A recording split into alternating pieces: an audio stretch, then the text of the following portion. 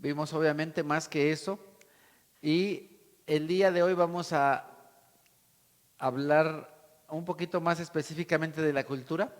Y como nosotros ya hemos visto, la cultura se refiere a la manera de pensar, a los valores de una época o una zona geográfica. Ahora, cuando nosotros estudiamos respecto de la cultura, a veces nosotros creemos que es necesario únicamente la cultura bíblica, pero no, porque nosotros cuando hablamos de la cultura necesitamos saber, y es bueno, nos ayuda saber la cultura alrededor del evento, alrededor del suceso. ¿Sí me explico? Es decir, no solamente cómo actuaban o cómo eran, por ejemplo, los israelitas, sino también si estamos en un texto en el cual se nos habla de los asirios, bueno, pues no nos hace ningún daño conocer cómo era la cultura asiria, o cuando estudiamos respecto de los egipcios, conocer un poquito de la cultura egipcia. Ahora, la idea no es que nos volvamos unos super historiadores, sino simplemente que tengamos el mínimo conocimiento para que podamos entender de una manera mejor, más correcta, un pasaje de la Escritura. Ahora, nosotros tenemos también que entender que hoy, en febrero del 2022, 13 de febrero, tenemos una cierta cultura como familia, una cierta cultura como municipio, como estado, como país, como mundo, y que nuestra cultura no es igual que la de hace 2000 años, y también nosotros tenemos que entender que lo que nosotros creemos o como nosotros percibimos el mundo culturalmente hablando es muy diferente que el de hace 2000 años, que el de hace 2800 años, que el de hace 2750 años. Es bien diferente. Nuestra cultura hoy no es igual que la de el tiempo en el cual la escritura, la Biblia, fue escrita.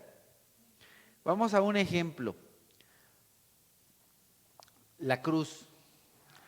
La cruz en, en Iberoamérica, pues ustedes saben, es una vertical con una horizontal, está cruzada. Y en la cultura en la que nosotros vivimos hoy, aquí en México, Estado de México, está totalmente influida, llena de la cultura católica. Entonces nosotros vamos a muchos lugares, en diferentes ciudades y en diferentes estados, no solamente en el nuestro. Por ejemplo, aquí manejamos, para los que nos ven desde el más allá, nosotros aquí manejamos y llegamos más rápido, bueno, por lo menos en mi caso, llego más rápido a Puebla que al centro de la Ciudad de México. Y tú llegas a Puebla y en Puebla te vas a encontrar un montón de iglesias católicas. Y en esas iglesias vas a encontrar un montón de cruces y vas a encontrar a muchas personas con cruces colgando por todos lados. Por ejemplo, en un país muy vecino nuestro, que el siguiente, que es Guatemala, hay procesiones en las cuales personas llevan cruces. Los españoles, por ejemplo, muchos futbolistas españoles, antes de iniciar su partido, hacen la señal de la cruz. Muchas personas, jugadores también de México, a lo mejor ustedes los han visto. Para ustedes que son aficionados, que viven la intensidad del fútbol, ustedes van a ver ahí a un futbolista, agarra, mete gol y hace una señal de una cruz. Nosotros compramos, bueno, podemos comprar, no es que compremos, pero podemos comprar un montón de arte, cuestiones de arte con cruces. Hay cruces por todos lados, joyería de cruces, en fin. La cruz en América Latina, en Iberoamérica, es tremenda. Hay una cantidad impresionante de cruces por todos lados, más que en otros países. Hay países que tienen, pero créanme que en América Latina es a donde más está lleno de cruces. Bueno, en fin, podría seguirles hablando, pero nosotros a veces, por esa tanta familiaridad que tenemos con ese símbolo de una cruz, nos perdemos del sentido y del significado de la cruz en Jerusalén, en Roma, hace 2000 años. No sé si tú te has detenido a pensar eso. Algunos dicen que sí y otros se quedaron con cara de what, porque tal vez no. Tal vez no se han detenido a pensar lo que significaba eso. Resulta que hace 2000 años el pensar en una cruz o el símbolo de la cruz era algo brutal, era algo terrible, porque la cruz significaba una muerte dolorosa, lenta, escandalosa, vergonzosa. La peor vergüenza que podía sufrir una persona o la familia de una persona era ver a su familiar puesto en una cruz. Era una cosa vergonzosa, terrible. Hace 2000 años la cruz no era un símbolo religioso.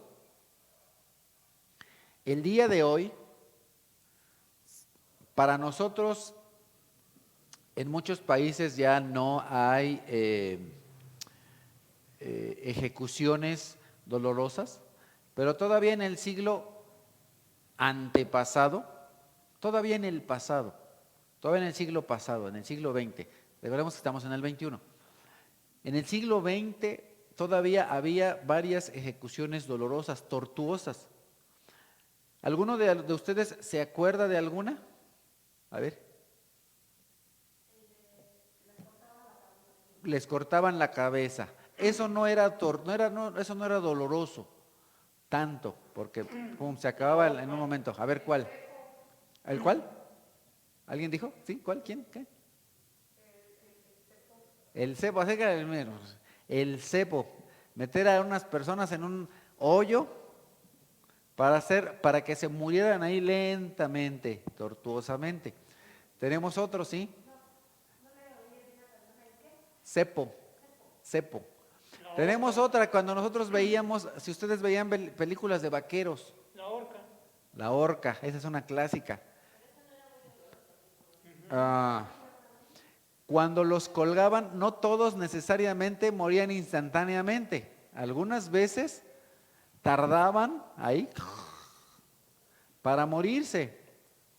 Pero era algo tortuoso, doloroso. En efecto, algunos tardaban más tiempo, otros menos, pero sí.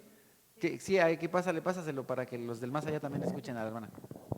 Nada más rápidamente, Venga. en algún momento tuve oportunidad de visitar el museo donde se estaban exhibiendo los instrumentos de Todavía está. tortura que utilizaba la Santa Inquisición, ¿no?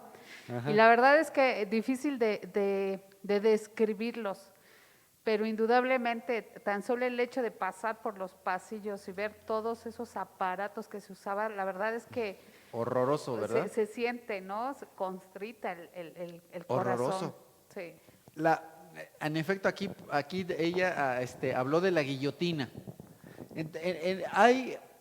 Cuando nosotros hablamos de la cruz, era algo lento, lento. En realidad, de todas las muertes que el ser humano ha inventado, la peor ha sido la cruz. Tenemos, en efecto, ya mencionaron la guillotina, un cepo, estirarlos a las personas, las estiraban hasta que las desmembraban, es decir, los miembros se les salían del cuerpo. Han habido una cantidad impresionante de muertes, pero difícilmente, de nuevo, todas esas llegan a ser tan terribles como la crucifixión. Entonces, de nuevo, para los peores enemigos era la cruz, era la crucifixión. Entonces, hay un historiador llamado Josefo que él, de acuerdo a sus historias, a lo que él nos relata en sus historias, se nos dice que casi en cada camino, por no decir que en todos los caminos de Judea, encontraban cruces. Después de la rebelión judía del año 70 después de Cristo, en cada camino que había a Judea había al menos una cruz. Tú ibas pasando por un camino y había una cruz, una cruz, una cruz. Entonces, todos ellos fueron prisioneros políticos, ejecutados públicamente por un general romano llamado Tito, y de esa manera era un escarmiento para todos, para que no se metieran con Roma, para que no se metieran con el gobierno romano. También Josefo cuenta que en uno de sus viajes encontró a 3 personas que él conocía crucificados. Recuerden que Josefo es un historiador, bueno, era un historiador, entonces él escribió la historia de aquel tiempo. Y dentro de estas 3 personas, él le pidió a Tito, no a Tito al de la Biblia, sino a Tito el gobernante, que tuviera misericordia de ellos porque eran amigos de Josefo. Y entonces Tito tuvo misericordia de ellos porque eran amigos de Josefo. Josefo en su tiempo fue un historiador, era una persona notable, era una persona conocida, reconocida, y entonces, bueno, le tenían ciertas consideraciones. Entonces, él narra, Josefo, que mientras Tito estaba sitiando Jerusalén, muchos, especialmente los pobres, intentaban escapar de la ciudad, y los romanos capturaban a cientos de judíos cada día y los torturaban y los crucificaban como fuera. Es decir, no necesariamente todos incluso en la misma posición. Los crucificaban para burlarse de ellos sádicamente, intimidándolos. Por supuesto que si tú veías a personas, imagínate que en un solo día llegaban a crucificar a 100 personas, y tú salías a la calle, es lo que narra Josefo. Él iba caminando hacia Judea y se encontraba cruces, 100 judíos crucificados en un día. ¿Te imaginas eso? Algo sumamente perturbador. Entonces Josefo dice que había tal cantidad de crucificados o de candidatos a ser crucificados que ya no había ni siquiera lugar para las cruces. Ya no tenían a dónde crucificarlos de tantísimos que eran. ¿Ahora dónde ponemos a este si ya no tenemos lugar para crucificarlo? Y aún faltaban cruces para los cuerpos. ¿De dónde agarraban de pronto? No, pues 100 cruces. Ustedes saben que tenían que traer el material y fabricar la cruz. Faltaban cruces. Cuando nosotros pensamos en la crucifixión, normalmente no pensamos en eso, ¿verdad? Entonces, todo esto estaba sucediendo mientras que el Evangelio se estaba predicando. Mientras que el Evangelio se estaba predicando, muchos judíos estaban siendo crucificados. Y en ese tiempo los cristianos adoraban a Cristo, el Dios crucificado. Ahora, antes de que el Señor Jesucristo fuera crucificado, muchas personas ya habían sido crucificadas, tampoco perdamos eso de vista. Jesús no fue el primer hombre crucificado. Muchos fueron crucificados antes de Cristo. No es que de pronto dijeron, ya se me ocurrió cómo vamos a sacrificar a este hombre que se llama Jesús. No, eso que hicieron con Jesús es algo que ya habían hecho muchas veces antes de que el Señor Jesucristo fue crucificado. Muchos ya fueron crucificados. Después de él, un montón de personas fueron crucificadas. Entonces, en el siglo I, ¿sí recuerdan cuándo se empiezan a contar los siglos? A ver, ¿quién se acuerda? ¿Qué dicen? Pues después del nacimiento de Jesús empieza. A ver, por allá, mis teólogos, ¿no? No, es en su crucifixión. Entonces, en ese año, en ese siglo I, se crucificaban a las personas para causarles terror. Pero hoy tú vas o ves, por ejemplo, a lo mejor has visto en alguna película, estatuas de una figura crucificada y para muchos es un símbolo de esperanza, 2000 años después. Un símbolo de fe para algunos. Pero en la Biblia, ¿qué significa la cruz? La cruz es más que un método de tortura, es más que un método bárbaro de ejecución. Ahora, el hecho de que Jesús murió por nuestros pecados en una cruz tiene un significado especial, un significado cristiano, y por eso la cruz se convierte en un símbolo, incluso teológico, un símbolo con un significado diferente en la cultura en general y un símbolo diferente de su tiempo. Los primeros cristianos no podían dejar de asociar la cruz con una muerte violenta. Y entonces nosotros muchas veces no nos damos cuenta de eso, no lo relacionamos. Nosotros no nos damos cuenta de que culturalmente, en la época en la que la Biblia fue escrita, tenía un impacto tremendo el decir cruz o crucifixión. No lo entendemos. Entonces, en muchas ocasiones nosotros no ponemos atención a lo que significa la cruz en el siglo I. Y Pablo parece que está comparando la filosofía humana con la manera de pensar o con la filosofía cristiana. ¿Y qué es lo que significa o qué es lo que simboliza para un cristiano la cruz? En contradicción con lo que significa para el resto de las personas. Entonces, para las personas de su tiempo y también para los filósofos, hay una diferencia notable. Entonces, al parecer el apóstol Pablo está dando una idea que es sumamente tremenda, de lo cual él menciona en la carta a los Corintios, en el capítulo 1, dice: los judíos piden señales milagrosas y los gentiles buscan sabiduría, mientras que nosotros predicamos a Cristo crucificado. Este mensaje es motivo de tropiezo para los judíos y es locura para los gentiles.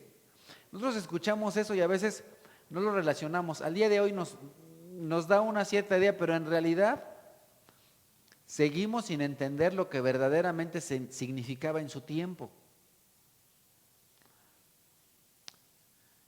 Les preguntaba hace un momentito, ¿no? Les decía, para nosotros, algo que nos pudiera parecer un poquito más cercano, a lo mejor cuando veíamos películas de vaqueros, pues era alguien ahorcado, ¿verdad? Pero, aunque más adelante lo voy a mencionar, ¿alguno de ustedes, bueno, ya que aquí María de la Luz fue a visitar a esta exposición, que por cierto no es temporal, está permanente esa exposición de instrumentos de tortura? Menciónanos, a ver, aquí ya vemos no muchos, pero menciónanos varios instrumentos de tortura que tuviste.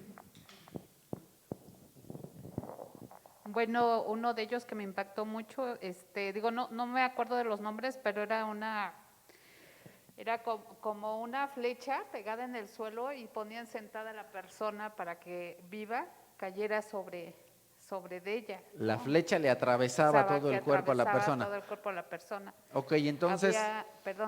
Y había otros donde habían unos aparatos que les ponían en los pies y así como con tuercas, les apretaban como si fuera una bota para apretar, o así era la bota, no sé qué, Ajá, ajá. para apretarles los pies. Ajá, muy bien. Que A ver, ¿no? otro. Este, Sí, aquí, sí. Sí. Pásale para que también ahí participe.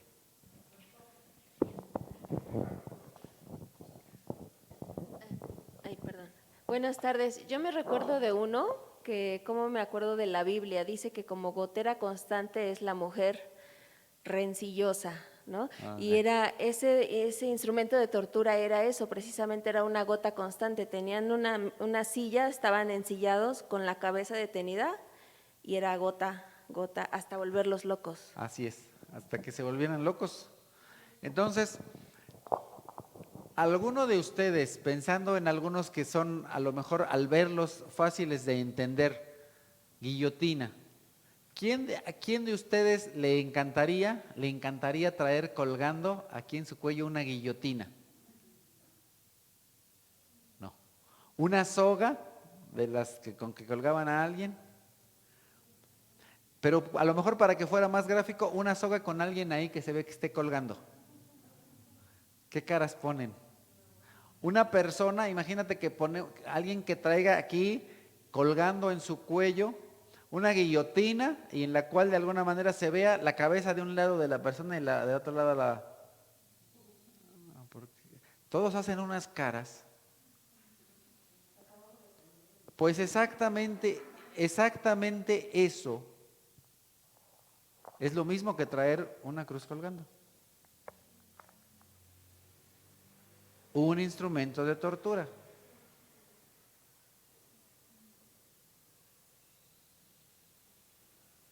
En fin,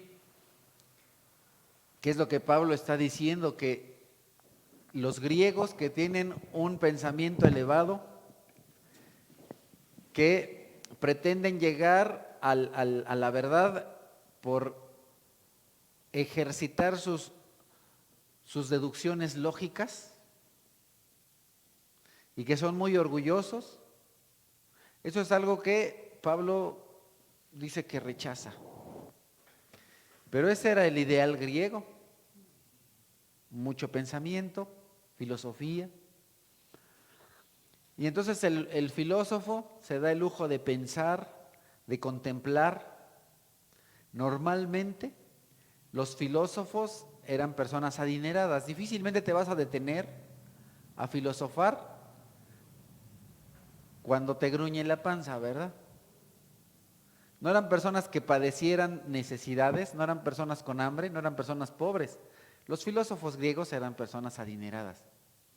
Yo por eso de pronto digo, bueno, pues si te vas a dedicar a poeta o a filósofo, pues has de tener padres de dinero, ¿no? Porque de otra manera, pues está muy difícil. Sobre todo en aquel tiempo. Entonces, los filósofos podían, sentados en su silla, ahí, analizar y pensar, y no se ensuciaban las manos. Pero los esclavos, los obreros, los agricultores, pues tenían que ir y con las manos y con el sudor de su frente, se tenían que ensuciar las manos para poder tener algo que comer. ¿Y a qué aspiraban los griegos? Pues a esa vida cómoda en la cual no tengo que ensuciarme las manos, en la cual no tengo que sudar para trabajar, en la cual puedo estar en mi sillita sentado y a todo dar. Ese era el ideal, digamos, del griego, ¿no? ¿Y cuál era el ideal del judío? Una señal milagrosa, un poder milagroso, una dádiva. Algo que viene y le da vuelta a todo y de pronto, por milagro, pues salgo de deudas, salgo de problemas, salgo de esclavitud. Y entonces viene algo totalmente diferente que le da vuelta, patas hacia arriba, a la manera de pensar tanto de los griegos como de los judíos. Porque los judíos esperaban que a un Salvador, como un tipo David, que llegara con su banda y que liberara a todas las personas de la esclavitud, y no fue lo que recibieron. Los griegos pensaban que por su pensar y su intelectualidad podrían llegar tal vez a Dios, pero no es la manera. Entonces, Dios se muestra de una manera diferente, por eso es que Pablo dice que los judíos piden una cosa, los judíos quieren señales, los gentiles quieren sabiduría, y de lo que nosotros hablamos es de un hombre que fue muerto en una cruz. No es algo que parezca muy sabio, muy inteligente, ni tampoco es algo como un milagro, sino que es algo que es ¿qué? Locura. Locura.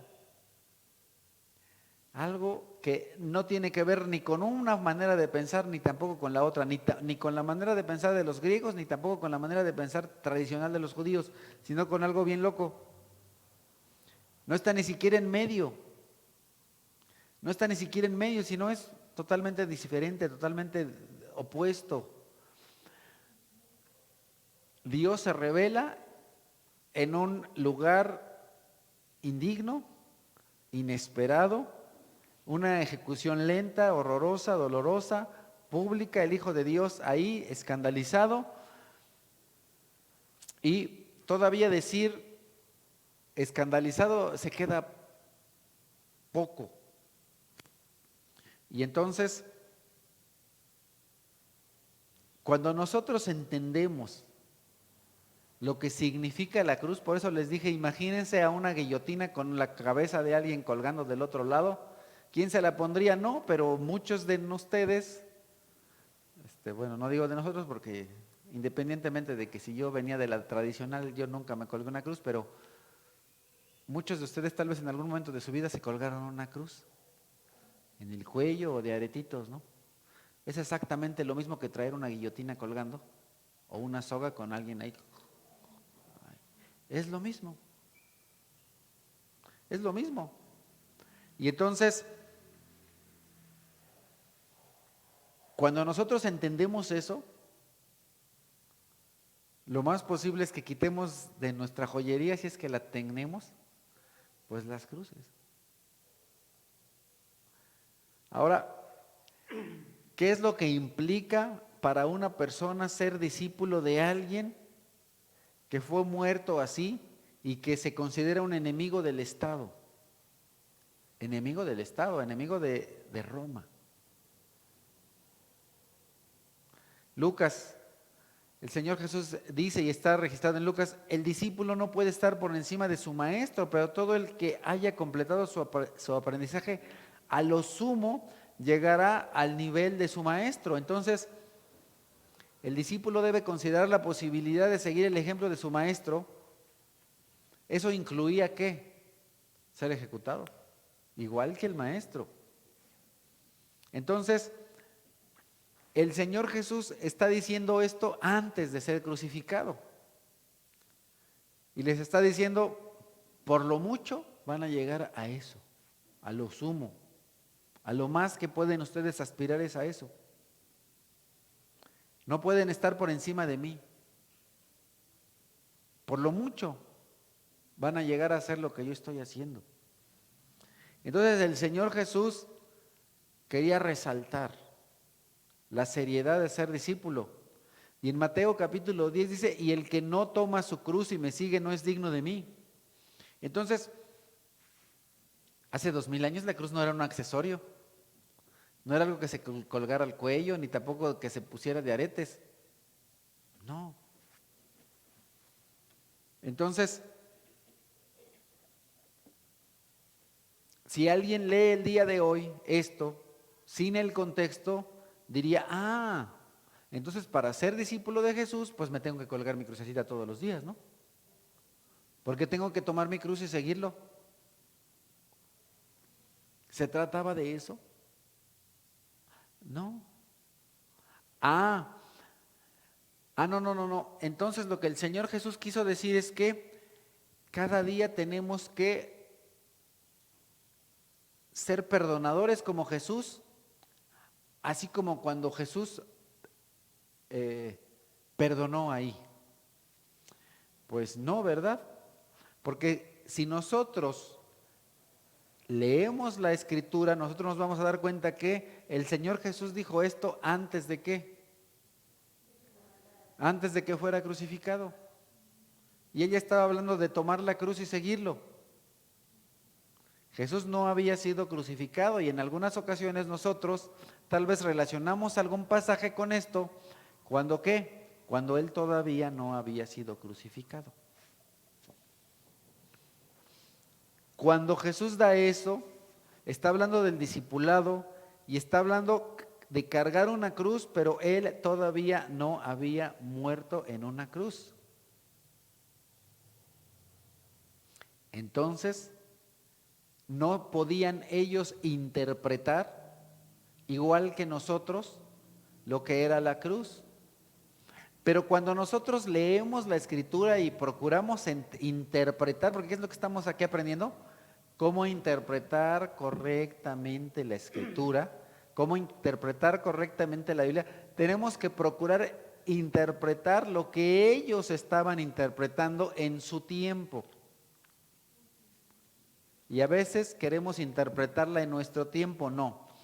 Lo primero que tienes que hacer es entender lo que ellos entendían en el momento cultural en el que ellos estaban viviendo. Entonces, en ese momento, cuando el Señor Jesús estaba hablando de la cruz, Él no estaba hablando ni siquiera del símbolo cristiano del perdón, porque eso todavía no ocurría. En ese momento la cruz quería decir una cruz. Una cruz. Jesús estaba diciendo, si tú no estás dispuesto a sufrir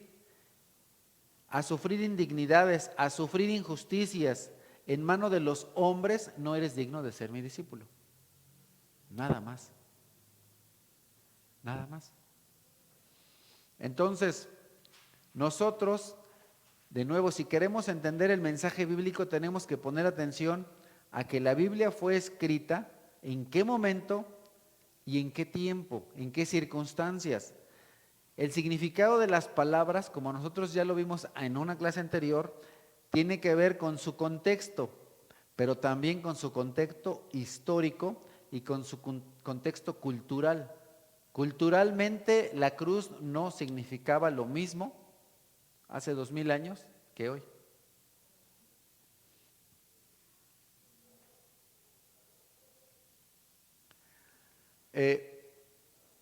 En algún momento el escritor del libro platica que fue a una conferencia y de pronto llega alguien y dice, hola, ¿cómo están? Yo soy fulanito de tal y tengo una sola esposa y 4 hijos.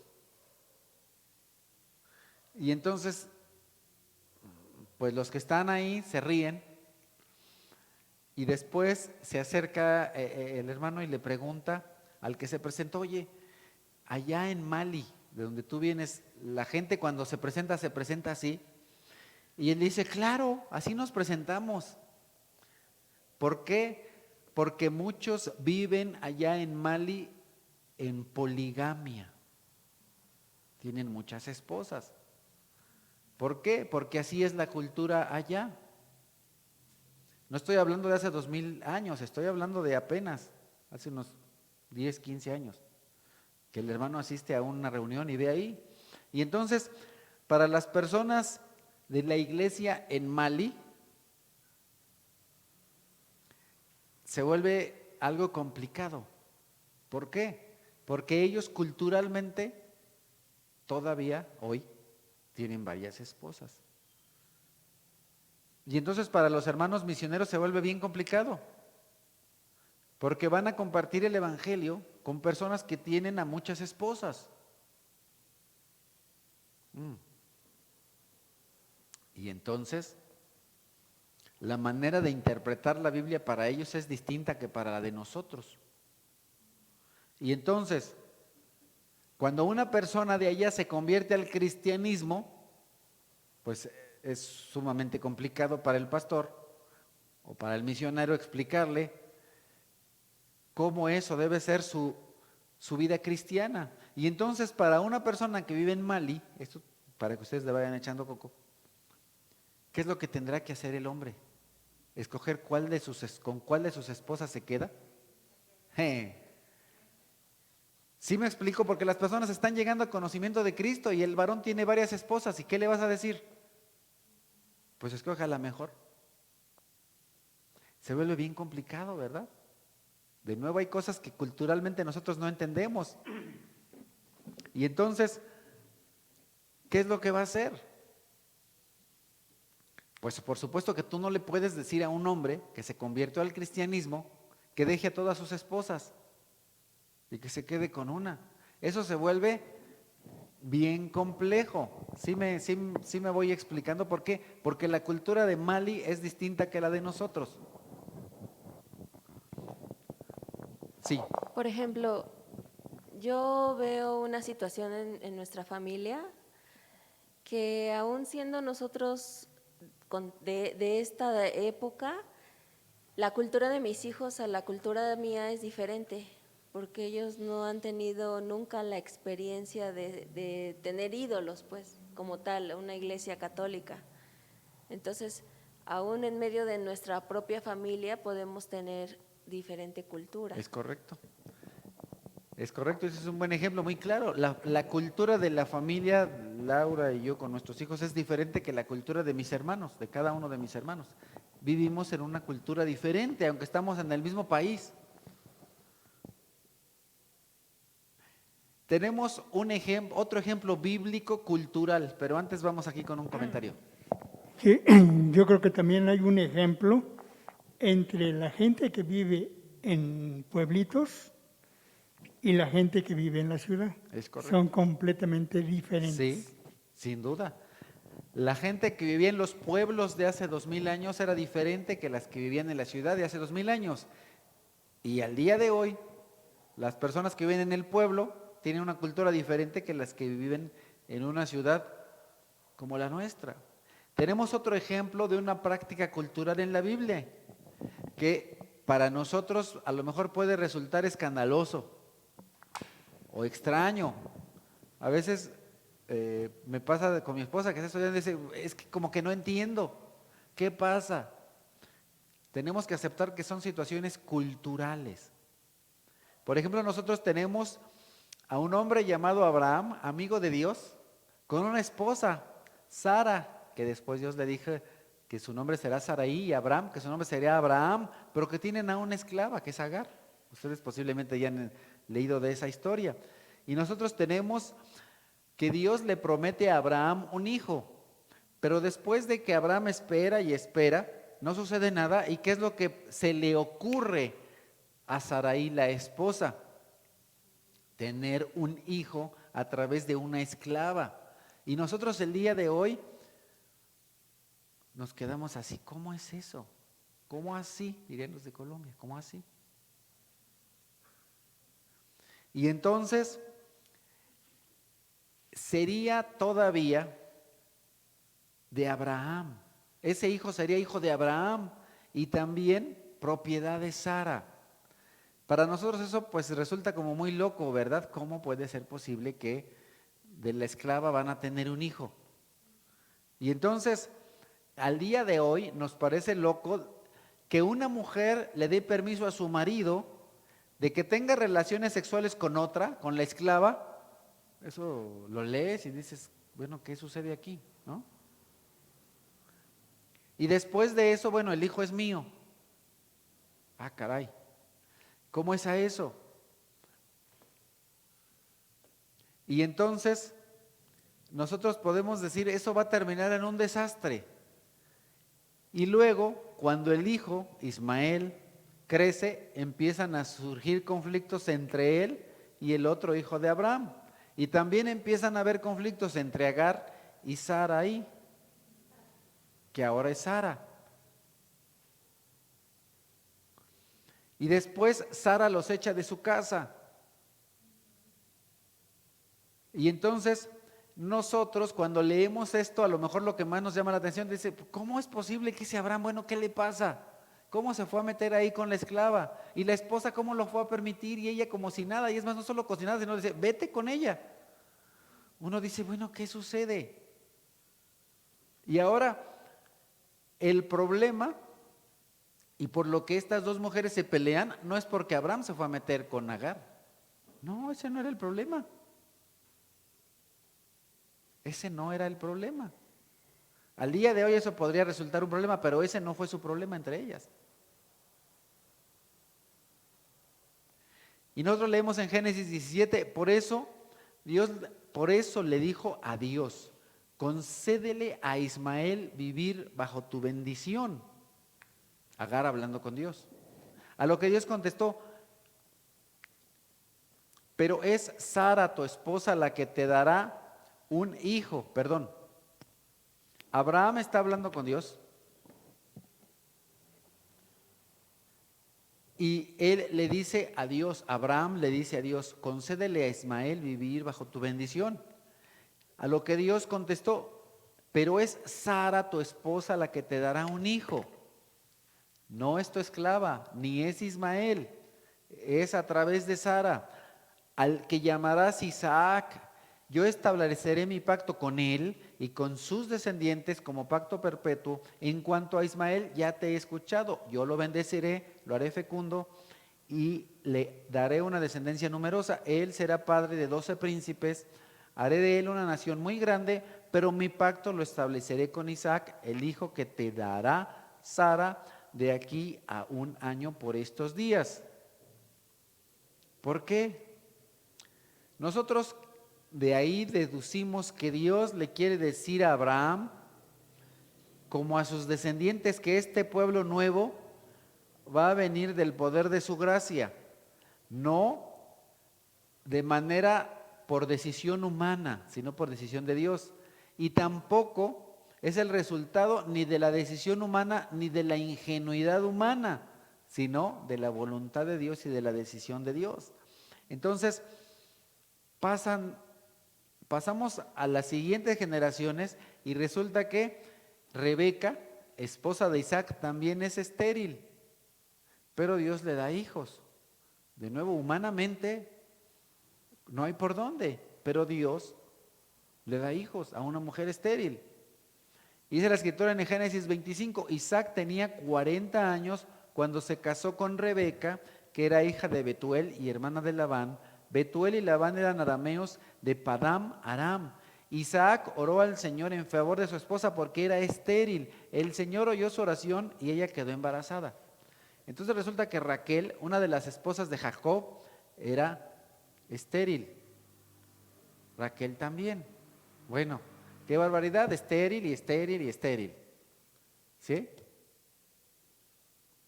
Igual que Saraí le da la criada a su marido, porque dice que él será hijo de ella, el hijo de la criada. Y nosotros ahora encontramos que dice, aquí tienes a mi criada Bilha, propuso Raquel, acuéstate con ella, así ella dará a luz sobre mis rodillas y por medio de ella también yo podré formar una familia. Y luego nos dice la escritura que Dios oyó a Raquel y le quitó de su esterilidad y de su desgracia. Bueno, ¿qué pasa? De nuevo, es una cuestión que cultural. Era parte de la cultura de aquel tiempo. Y en Génesis 30 encontramos que dice, luego Lea, Dios dio a luz una hija, a la cual llamó Dina, pero también Dios se acordó de Raquel, la escuchó y le quitó la esterilidad. Entonces, tenemos a Lea, la otra esposa de Jacob y hermana de Raquel, que también le da su criada a Jacob. ¿Para qué? Para tener más hijos. Ups. Ahí mismo en Génesis 30, y Raquel dijo, he tenido una lucha muy grande con mi hermana, pero la he vencido. Por eso Raquel llamó a su hijo Neftalí. Lea, al ver que ya no podía tener hijos, tomó a su criada Silpa y se la entregó a Jacob por mujer, y ésta le dio a Jacob un hijo. Y entonces, ¿cuál es el resultado de todo esto? Pues Jacob ahora es un hombre muy ocupado porque ahora ya no tiene una esposa, sino 4. 4 esposas y 12 hijos. ¿Y qué diríamos el día de hoy? Pues si yo apenas si puedo con una. Y entonces, nosotros podemos entender de todo esto que culturalmente para ellos en aquel tiempo tener hijos era de suma importancia para una mujer. Y al día de hoy tú ves a muchas mujeres que no se quieren casar y otras que aunque se casan no quieren tener hijos. Para ellas no es algo de importancia, aunque para Dios lo siga siendo. Pero para las mujeres no es de importancia, no es de importancia si tienen un hijo o 12. No lo ven importante, pero en aquel tiempo, culturalmente, la mujer se sentía más mujer, por decirlo de alguna manera, si tenía más hijos. Todavía en México hace algunos pocos años decían los antiguos, mis antepasados, no hombre, esa sí salió re buena, porque le dio muchos hijos, ¿no? Entonces una buena mujer era la que daba muchos hijos. Entonces, sin hijos, en aquel tiempo, una mujer se consideraba una mujer desgraciada y avergonzada. Y no tenía lugar en la sociedad, no tenía cabida en la sociedad. Una mujer sin hijos no cabía una mujer que no tenía hijos. Era sumamente importante tener hijos. Incluso, fíjate muy bien, era preferible para una mujer de aquel tiempo, era preferible compartir el marido con otra mujer con tal de tener hijos. Aquí están haciendo su cara de... Tenemos que entender la cultura. Era preferible para una mujer de aquel tiempo tener hijos, no importaba que su esposo estuviera con otra mujer. Oye, tu esposo tiene... No, yo ya tengo hijos. O sea, olvídate que si mi esposo estuvo con otra mujer. O a lo mejor con 2, ¿verdad? No, pues estuvo con esa, pero como con esa no le salió, pues vete con otra, ¿no? Se valía, se podía. ¿Por qué? Porque eso es algo parte de la ¿qué? De la cultura. Sí, acá un comentario. Pásale el micrófono, hermano. Pasa el micrófono por acá, hermano.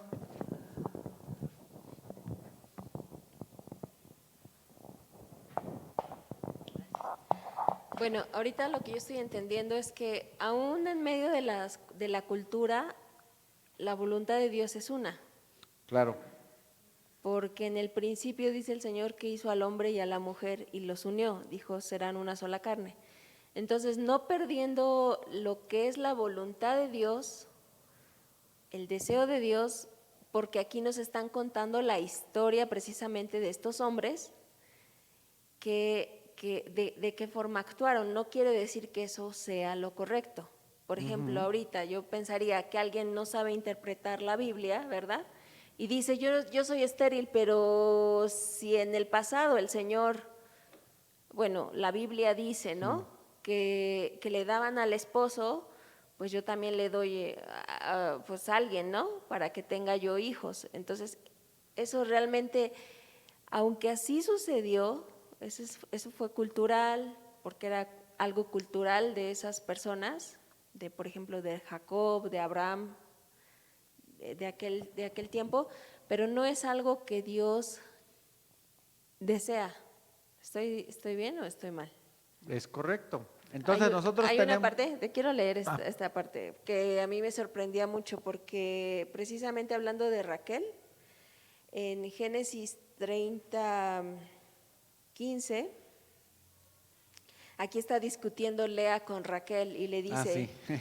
pero Lea le contestó, ¿te parece poco el haberme quitado a mi marido, que ahora quieres también quitarme las mandrágoras de mi hijo? Bueno, contestó Raquel, te propongo que a cambio de las mandrágoras de tu hijo, Jacob duerma conmigo esta noche. Al anochecer, cuando Jacob volvía del campo, Lea salió a su encuentro y le dijo: hoy te acostarás conmigo, porque te he alquilado a cambio de las mandrágoras de mi hijo. Y Jacob durmió con ella esa noche. Dios escuchó a Lea y quedó embarazada, y le dio a Jacob un quinto hijo. Entonces aquí como pensando, ¿no? ¿Cómo puede ser posible que solamente por unas mandrágoras le dicen, no, ahora, ok, te las cambio, pero por el esposo? Dame las mandrágoras, pero pues te doy las mandrágoras, pero que entonces él duerma conmigo. Era como objeto. Jacob era como un objeto. Ya lo están viendo como un objeto sexual al joven Sí, Jacob, ¿no? Pero a nuestras fechas hay que entender que eso no es correcto delante de Dios. O sea, porque Él solamente bendijo la unión de una mujer con un hombre. ¿Es correcto? Ya o no? vamos para allá, sí, ya vamos para allá. A ver, ¿primero respondo esto o primero más comentarios? A ver,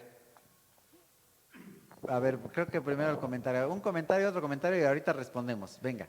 Sí, creo que la parte importante de lo que estamos estudiando es precisamente el hecho de no perder la objetividad de la orden de Dios, porque Dios le dijo a Abraham, o sea, como dice la hermana, hay que estar viendo que suceden muchas cosas. La Biblia nos está mostrando dos aspectos: qué es lo que quiere Dios y qué es lo que hace el hombre en su voluntad, ¿no? Y usted lo dijo hace rato. Son cosas diferentes porque vemos la voluntad, la soberanía, todo lo que Dios quiere, y el ser humano en su capacidad intelectual, sentimental, voluntaria, también toma sus decisiones, ¿no? Entonces, yo creo que es importante que forme parte también de esta forma de interpretar las escrituras, que siempre tenemos que tener el enfoque o tener esa objetividad de ver qué era lo que quería Dios. Dios le dijo a Abraham, vas a tener mucha descendencia, te voy a dar un hijo. Y a él se le ocurrió decir, pues a ver, ¿hasta cuándo no? Y por el afán de querer ayudarlo, a Sara se le ocurre, porque no fue a Abraham, fue a Sara, y como lo dice la hermana, ¿por qué se les ocurrió darle a las esclavas? Porque era un conflicto entre Lea y Raquel, o sea, era el pleito entre ellas, ¿no? Al final de cuentas, como en algunas otras ocasiones hemos dicho, no importa qué tanto utilice Dios las cosas que hacemos mal para nuestro bien, lo mejor es obedecer, ¿no? Muy bien. Allá el hermano tiene un comentario, no sé si es de él o de los remotos, de él, de los dos. A ver, venga. Hay que recordar que en aquellos tiempos culturalmente la primogenitura era muy importante. Ajá. Ahí vemos la cultura, ¿no? Y bueno, nos comenta nuestro hermano Luis Puga, dice, se podría decir que porque algo sea cultural no lo vuelve correcto. Muy, muy buen comentario. Entonces, vamos a, ok, sí, comenten, si quieren comentar, venga, acá comenta. Pásalo si no te quemas. Algo que ahorita dijo la hermana María de la Luz fue, ¿y por qué se le ocurrió a Sara? Pues porque culturalmente era lo que hacían. Sí. ¿De dónde se saca esa idea, Sara? No es un invento de Sara. De nuevo, ¿qué estamos estudiando el día de hoy? La cultura. Entonces, culturalmente eso es algo que se hacía. Eso no se piensen ustedes, ay, esa Sara, qué mujer tan... No. Eso es algo que hacían en su cultura. Por eso es que hace un momentito, y antes de entrar a esta parte, les di el ejemplo de personas que se están convirtiendo a Cristo en lugares, en países, por ejemplo, en África, en los cuales ellos actualmente tienen la cultura de tener muchas mujeres. Entonces, ¿qué decimos? Esa es su cultura. Ahora, que ellos deben cambiar de lo que es su cultura hoy a lo que dice Dios y a lo que dice la palabra de Dios, por supuesto. Pero si una persona, alguno de nosotros, Dios nos mandará a lo mejor allá, no podemos llegar y decir al hombre, a ver, agárrate, y él dice, tengo 4 o 5 esposas, pues agárrate a la que esté mejor, o a la que te cocine mejor, o a la que más te guste, o a la que... No le podemos decir, ¿por qué? Porque tenemos que entender, por ejemplo, en el caso de Mali, que es un país muy pobre, y si la mujer se queda sin el sustento del varón, pues prácticamente se queda en la calle y sin nada. La va a matar de hambre. No es una mujer que otro vaya a querer. Entonces, culturalmente eso es algo que no, que es aceptable, pero que nosotros al llevar el Evangelio no podemos agarrar y voltear a las personas patas para arriba, sino que va a tener que pasar por todo un proceso. Y la generación de los hijos de ellos, bueno, pues ya harán las cosas diferentes, pero ellos al día de hoy, como están recibiendo el Evangelio, tenemos que entender la cultura de ellos hoy, pero regresamos a la Biblia. Entonces, bíblicamente, el Señor se ha revelado a personas en sus condiciones tal cuales, en su cultura. Entonces, culturalmente en aquel momento era común que las personas tuvieran varios hijos, las mujeres tuvieran varios hijos. Era común que las mujeres fueran despreciadas, rechazadas, vistas mal. Las mujeres inclusive eran vistas como mujeres malditas por no tener hijos. Entonces, ¿qué es lo que querían las mujeres? Quitarse su desgracia, su vergüenza, su maldición al tener un hijo. Entonces ya tuvo un hijo. ¿Cómo le hice? Pues yo me las arreglé, pero ya tengo hijo. Bueno, uno puede decir, bueno, así le hacían. Y en ese contexto era socialmente, culturalmente aceptado. ¿Y quién lo veía como mal? Nadie. Por lo contrario, era peor visto, fíjate muy bien, culturalmente era peor visto que una mujer no tuviera hijos que tuviera el hijo a través de una esclava, que prestara a su marido, o que alguien le prestara el vientre para que ella tuviera el hijo, si lo quisiéramos ver así. Alguien me prestó un vientre, vamos a verlo así, alguien me prestó un vientre para que yo tuviera un hijo de mi esposo, porque el hijo era del esposo y de ella, con vientre prestado. Culturalmente aceptado, esa es la cultura. Entonces, de nuevo, nosotros a veces llegamos con pasajes como estos, como el de las mandrágoras, y decimos, oye, pero ¿qué pasa con estas mujeres? Esa es su cultura y es algo culturalmente aceptado. Ahora, nosotros debemos tener cuidado, ya ahorita voy para otros comentarios, de que no hay protagonistas idealizados en la Biblia. ¿Sí? Cuando nosotros vemos a cada personaje de la Biblia, no vemos a alguien ideal o idealizado, sino que vemos a seres humanos comunes y corrientes como tú y como yo, actuando dentro de lo que es su propia cultura, actuando dentro de la cultura que era propia de su tiempo, del lugar en el cual ellos vivían. En realidad Abraham no estaba haciendo nada raro y Sara no estaba haciendo nada raro o nada que no se estuviera haciendo en su tiempo. No idealicemos a los personajes de la Biblia. Los hombres eran humanos normales, comunes, en una sociedad común como la nuestra. Pero de nuevo, a veces queremos idealizar a los personajes de la Biblia y decimos, pero ¿cómo es posible San Abraham que hiciera esto? No, eso era parte de su cultura. Sí, por allá un comentario, no sé si es remoto o de cerca, a ver hermano, pero espérame, primero la hermana María de la Luz, que ya había levantado la mano y le dije que me esperara tantito y luego por allá.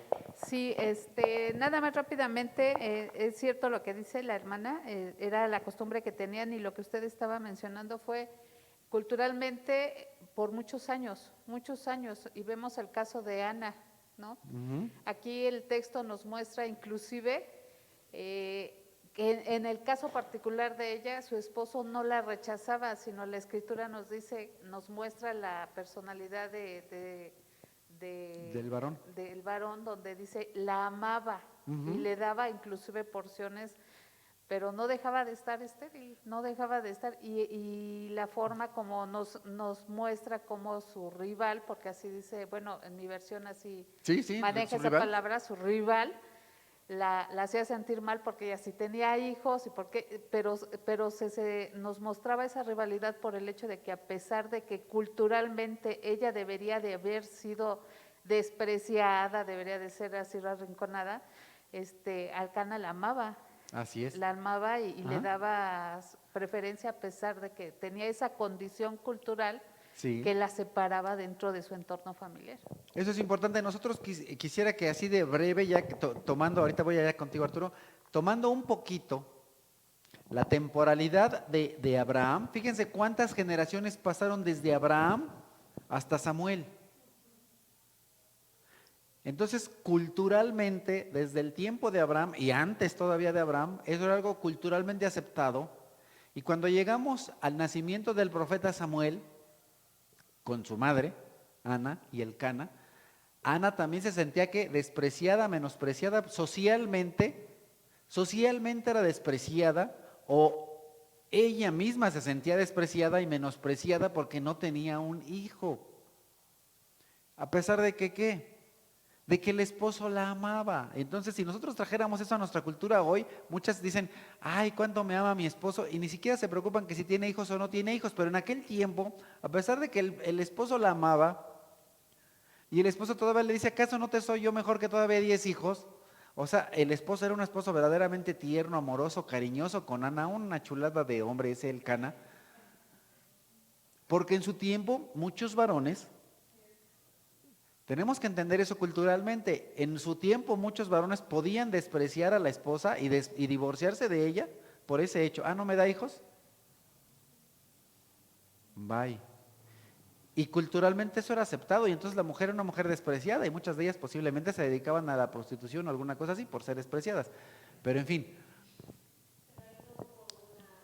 fin, el punto es que, de nuevo, culturalmente, desde el tiempo de Abraham hasta el tiempo de Ana, el comentario es culturalmente, desde el tiempo de Abraham y antes hasta el tiempo de Ana, todavía las mujeres que no tenían hijos veían eso como algo vergonzoso, que ese es el punto cultural que estamos tratando. Pero por ahí hay un comentario. Y después venimos a Nuevamente, otro el comentario. hermano Luis nos comenta, en el ejemplo de las esposas, tendrá que sostener a las 4, evitar casarse con una quinta y enseñar a sus hijos para que solamente tengan una sola esposa. Es correcto.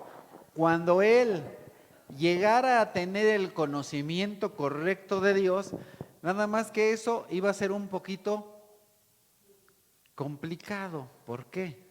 Porque resulta que esa aclaración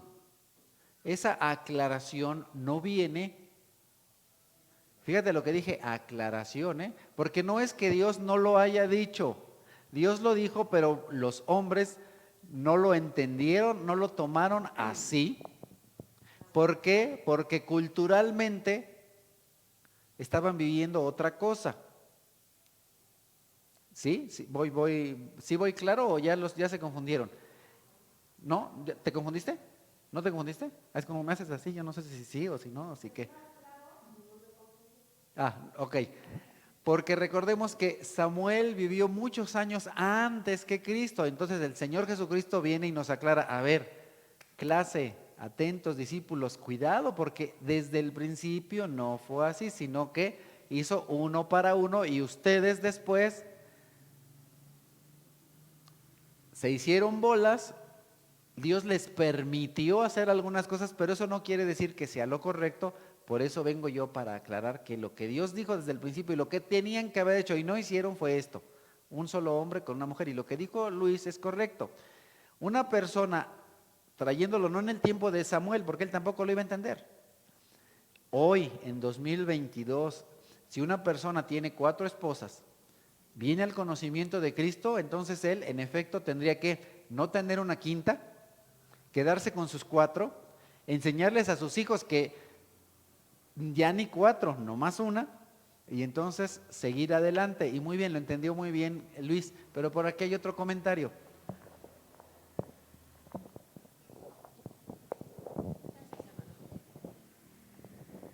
Bueno, culturalmente eso fue lo que pasaba, por ejemplo, en el tiempo de Abraham. Sí, Llegamos al tiempo de Samuel y aquí entonces Ana ya no tiene la opción de darle al esposo una Sí. sierva. sí, ¿Sí tiene la opción? sí. Bueno, ahí la escritura, bueno, no lo comenta, ¿no?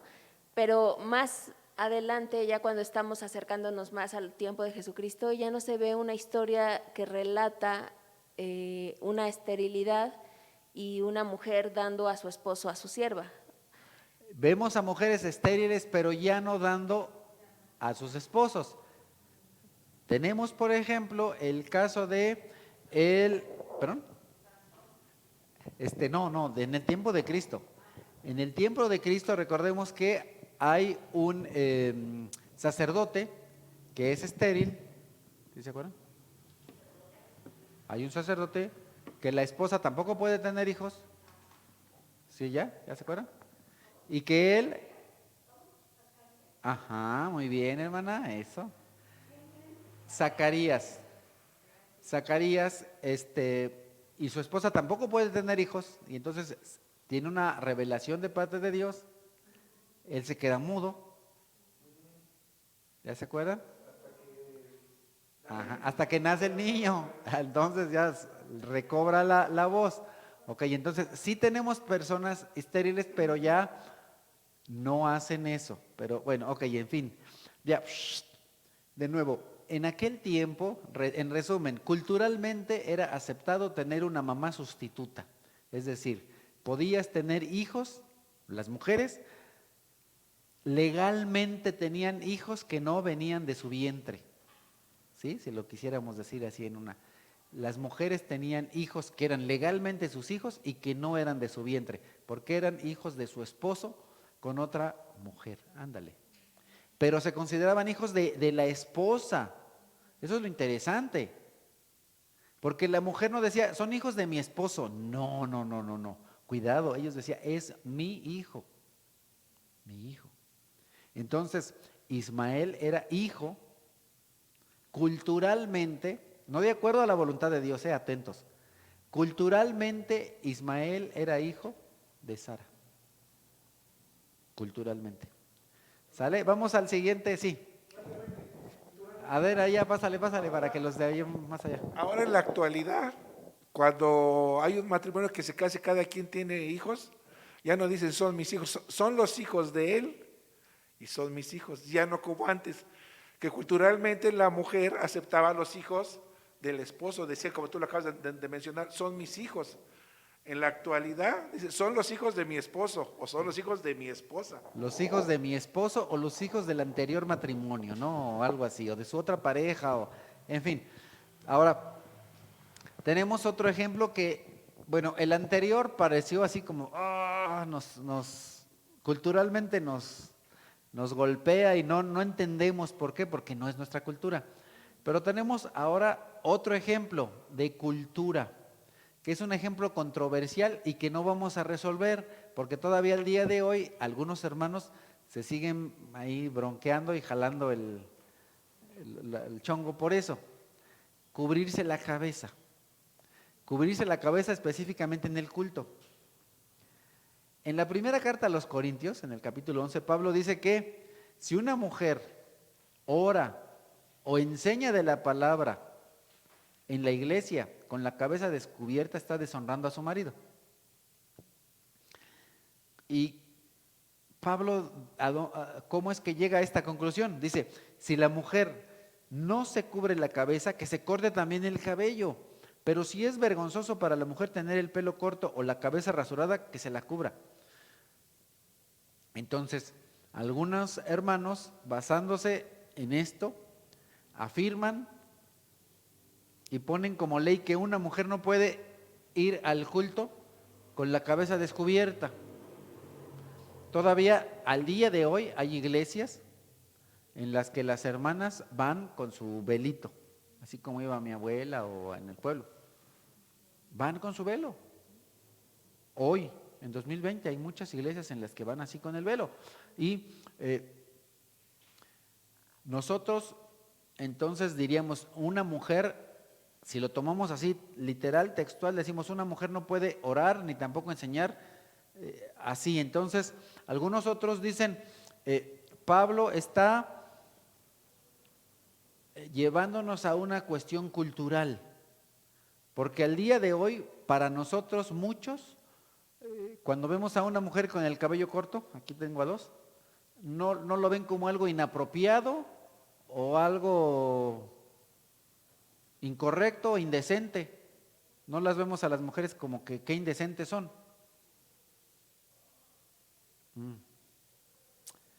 Pero resulta que no hay otros pasajes en la Biblia y entonces aquí es a donde viene lo complicado.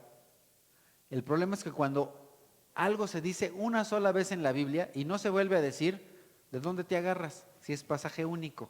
No hay otro pasaje que nos hable de eso en la Biblia. Por supuesto que hay cuestiones culturales de aquel tiempo que nosotros podríamos estudiar, pero resulta que si nosotros nos vamos a la cultura de aquel tiempo, entonces, pues no hay de dónde agarrarse, porque bíblicamente, un segundito, no hay otro pasaje. Entonces, para la cultura del siglo I, era muy importante en su contexto. ¿Por qué? Porque en aquel tiempo las mujeres, y me tocó en alguna ocasión aquí, llegó una mujer aquí a la iglesia hace tiempo y yo comentando, pues procurando ser amable, y dije, pues no es necesario que se cubra la cabeza, porque en aquel tiempo, y no sé si qué fue lo que no le quedó claro, en aquel tiempo la escritura nos dice que solamente se cubrían la cabeza las prostitutas. Entonces pues la persona se sintió ofendida y ya no volvió a la iglesia. Bueno, a veces se vuelve complicado cuando uno está aquí al frente y dice algo y después le tiene uno que explicar cada detalle a la persona para que no se sienta ofendida, pues se vuelve complicado. Pero me ha tocado ofender a alguien sin querer, por decirle, pues no pasa nada, porque en aquel tiempo quien se cubría la cabeza pues eran las prostitutas. Porque el mismo pasaje más adelante dice que para eso Dios le dio a la mujer el cabello, etcétera, etcétera. Pero bueno, como estaba predicando de otra cosa, pues no me puedo detener. Bueno, a lo mejor sí puedo, pero pues francamente no. ¿Cómo voy a pensar que la mujer se va a sentir ofendida y que nunca va a regresar a la iglesia porque yo diga eso? Pero en fin, de nuevo, en aquel tiempo era algo totalmente indecente. ¿Por qué? Porque culturalmente las que andaban rasuradas eran las prostitutas. Bueno, por ahí de los años 80, a lo mejor ustedes se recuerdan, teníamos, sobre todo en Estados Unidos, a hombres que se empezaban a poner un arete. ¿Sí se acuerdan? ¿No se acuerdan?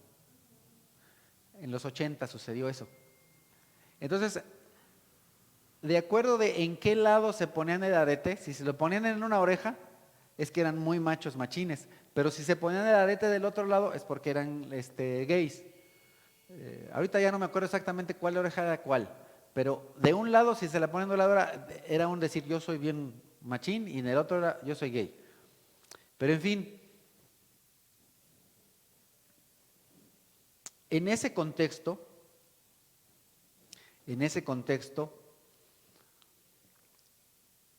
para un cristiano, estoy hablando de los años 80, el ponerse un arete del lado incorrecto, es algo así de que, oye, ¿qué te pasa? Ok, entonces, eso es algo cultural. Es algo que de pronto a alguien se le ocurrió ponerse un arete. De nuevo, cultura. Es algo cultural. Y también en la Biblia no tenemos algo así. No tenemos una prohibición para eso, ¿o sí? Y a veces las personas, algunos hermanos, se meten a ciertas cuestiones de prohibiciones, por ejemplo, del maquillaje de las mujeres, cuando la Biblia tampoco hace mucho énfasis en eso, pero en fin. Otro punto. Creo que alguien quería hacer un comentario y los... ¿No? Ok. Otro punto. Ajá. Soy muy macho, machín, ¿no? Exacto. Entonces, otro ejemplo que en algunos lugares, porque estamos hablando de cómo interpretar la Biblia, pero resulta que tenemos varios lugares en el mundo en el cual no se ve bien que los hombres se besen, aún en México. En nuestro país no es algo muy bien visto que dos hombres se den un beso, pero resulta que Pablo dice no una vez, sino más de una vez, y no está hablando específicamente de mujeres, sino está hablando de todos, hombres y mujeres, a darse un beso santo. Y cito, Romanos 16, salúdense unos a otros con un beso santo. Todas las iglesias de Cristo les amamos, les mandan saludos. Primera de Corintios 16, todos los hermanos les mandan saludos, salúdense unos a otros con un beso santo.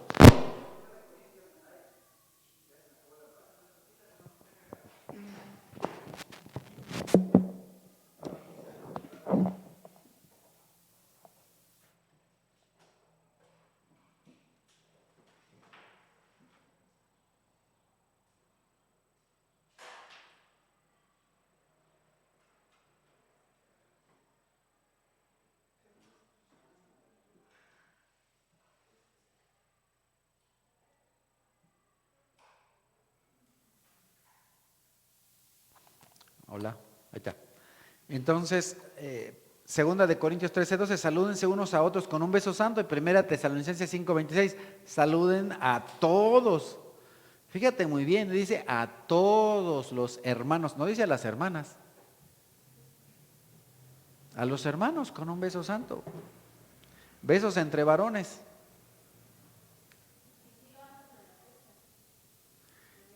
Primera de Pedro 5:14.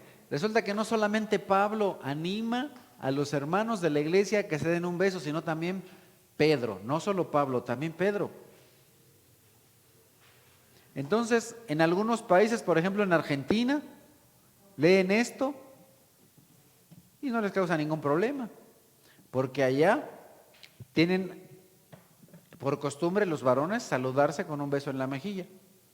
Entonces ellos, a eso no se les hace raro. Hombres y mujeres, pero cuando otros hombres llegan a ir a Argentina, pues se quedan así como que, uy, ¿qué onda con este?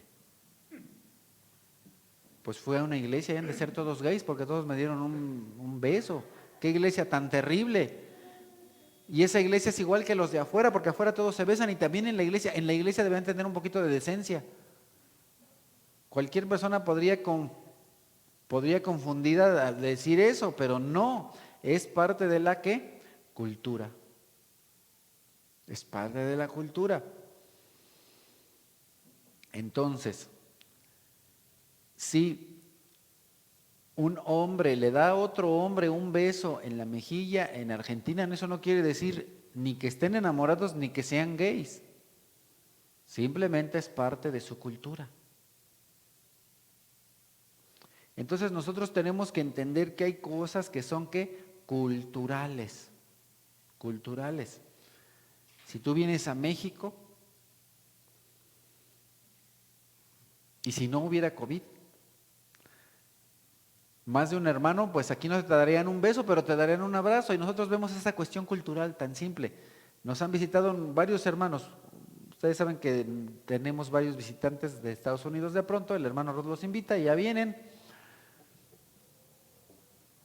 Y muchos se sorprenden y muchos cuando se van dicen, aprendimos muchas cosas. Una de ellas es saludarnos con un beso o con un abrazo, porque allá no lo hacemos. En Estados Unidos, en la mayoría de iglesias, aunque sean cristianos, no se saludan de beso y tampoco de abrazo. Se dicen hi, hi, hi, hi, hi, hi, hi, hi, hi, hi, hi, hi. Y ya. A lo mejor si no se dicen así, pues sí se sienten mal porque no le hicieron así. Pero a nosotros decimos, ay, nada más me hizo así. Ay, qué payasita, ¿no? La hermanita que me hizo, ay, así, así. Así, ahora de puño. Bueno, qué barbaridad. Es algo cultural. Es algo cultural. Entonces, nosotros debemos entender que hay cosas que son culturales. En la Biblia también se nos mencionan cosas como esta. Sí, alguien, sí. Sí. Sí. Disculpe, hermano. Sí. ¿Qué quiere decir? Hi. Hola. Ah, Yo dije, alto, yo pensé que decía alto. No. Que no me vaya a dar agua. Si una persona, un gringo te hace así, no te quiere decir que te detengas o que te pares, simplemente te está saludando. Ah, Te está saludando. ajá, Nosotros decimos hola, o a veces le hacemos así, hola, está bien, hermano. hola, y allá le hacen hi. Sí. Hi. Gracias, hermano. Pero en muchas ocasiones tampoco mueven la mano, sino que nada más la dejan así quieta, quietecita. Ok, hola. Muy bien.